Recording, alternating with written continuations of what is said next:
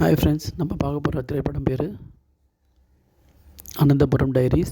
இந்த படத்தை இயக்குனது Jose Raj, ரைட்டிங்கும் Jose Raj, சசிகோபாலன் நாயருக்கு போகுது. இது நடிகர் பார்த்திங்கன்னா நந்தினியா மீனன் நடிச்சிருக்காங்க. அவங்க தான் முக்கியமான கேரக்டர். அந்த காலேஜ் ப்ரொஃபஸராக வருவாங்க.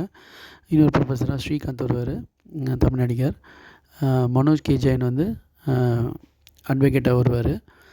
இதில் வந்து ஸ்டூடெண்ட்ஸாக ரோஷன் அப்துல் ரஹூஃப், ஷிக்கா சந்தோஷ், அபிஷேக் உதயகுமார் மற்றும் பலர் வந்து நடிச்சிருக்காங்க. ஜாஃபர் இடுக்கி, சித்தார்த்தா சிவா, அவர் ஒரு ப்ரொஃபஸராக வருவார்.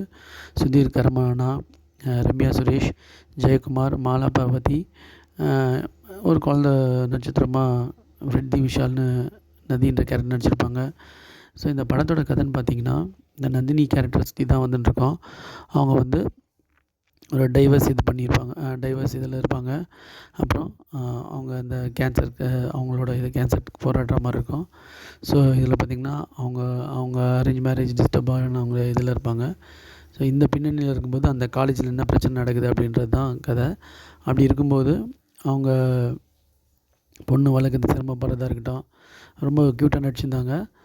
ஸோ அவங்க இன்டர்வல் பிளாக்கில் பார்த்திங்கன்னா அவங்கள வந்து ஒருத்தங்க சுட்டுருவாங்க. அப்போ அந்த அடிபட்டு அவங்க கால் இதுவாகிடும்.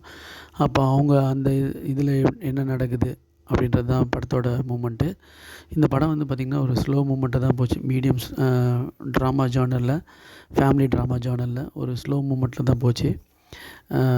செகண்ட் ஹாஃப்லாம் வந்து பார்த்திங்கன்னா இன்னும் ரொம்ப மூமெண்ட் ஸ்லோவாக இருந்தது.